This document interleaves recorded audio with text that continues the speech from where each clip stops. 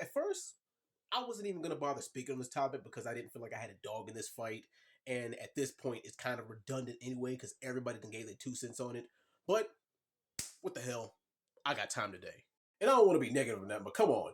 Who really expected a relationship between these two to last longer than a year or two anyway? Because they say don't judge a book by its cover, but if you just look at the overall aesthetic of a Klay Thompson and then you look at the overall aesthetic of a Megan Thee Stallion, they don't even really look like each other's type anyway. I mean, look at Klay. Klay looks like he's the kind of guy who dates those shy, reserved, timid, earthy kind of chicks. The kind of girls you see in the park writing poetry, flying kites, that got a job at a flower shop on the weekends. And Megan Thee Stallion, I ain't gonna hold you, she looks like the type of girl who likes hood ninjas, dope boys, gangbangers, you know the type. And if you pay attention to Klay Thompson's background, he's as far from a hood ninja as you could possibly get. The only real difference is, and this is pretty much what drove him to Megan anyway, is the fact that he got NBA money. And I really do hate to be that guy because it's been said over and over. But come on, y'all. Do y'all really expect a dude who has NBA money and NBA worldwide level fame to be faithful to one woman? Especially to Megan Thee Stallion? Come on now.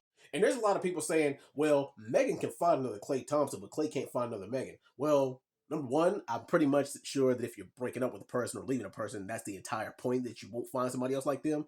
And number two, come on. Look at Klay Thompson's accolades. I mean, he's a 6'4", light-skinned NBA player who got a $200 million net worth. He can have 5 Megan Thee Stallions if he wanted to. Now, whether the chicks he messing with got Megan Thee Stallion money, that's a whole different ball game.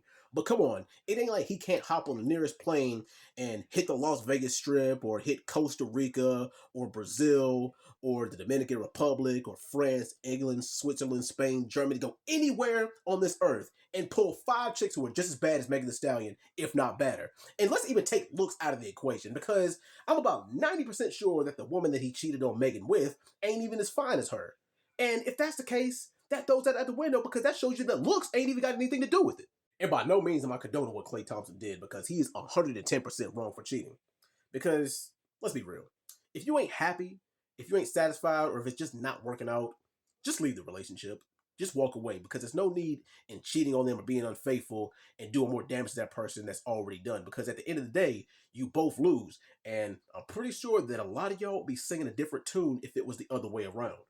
Now, for Megan and the people who are saying, oh, well, Meg can just get her another rich nigga. She can find her another rapper, actor, football player, basketball player, etc., etc. Let me ask y'all this question. In the last 7 to 8 years, how well has that worked out for her? Not well, because guess what? If you keep on going for rich guys or guys who got high status, guess what? You're pretty much going to be a part of their stable. You're going to just attract a whole bunch of dudes with money who are going to be unfaithful to you and who sees you as a piece of arm candy instead of a wife. What they're going to do is they're going to just, wear you as a little, like a necklace. You're basically nothing more than just a trophy to them. And then they're just going to entertain you for a little bit, bust you down for a little bit, and then just pass you back to the streets. Lather, rinse, repeat. That's what's been happening with Megan for like the last 7 to 8 years. And also, men and women alike, y'all need to understand this. Y'all think that money can make a lame ninja unlame. Y'all think that a 6, 7, 8-figure, 9-figure bank account can change someone else's character. Once a lame, always a lame. If you was lame before you had the money, you're going to be lame after you have it. And that goes for everybody. Yeah, but at the end of the day, you know what they say, all publicity is good publicity. They're going to take this and move on with their respective careers. Meg's will probably drop another album and then go platinum, and, her fan base going to skyrocket again. Klay's going to go back to shooting threes at the NBA, and yeah, that's pretty much where we're going to go from here. But that's my 2 cents. Hopefully y'all got something out of it too.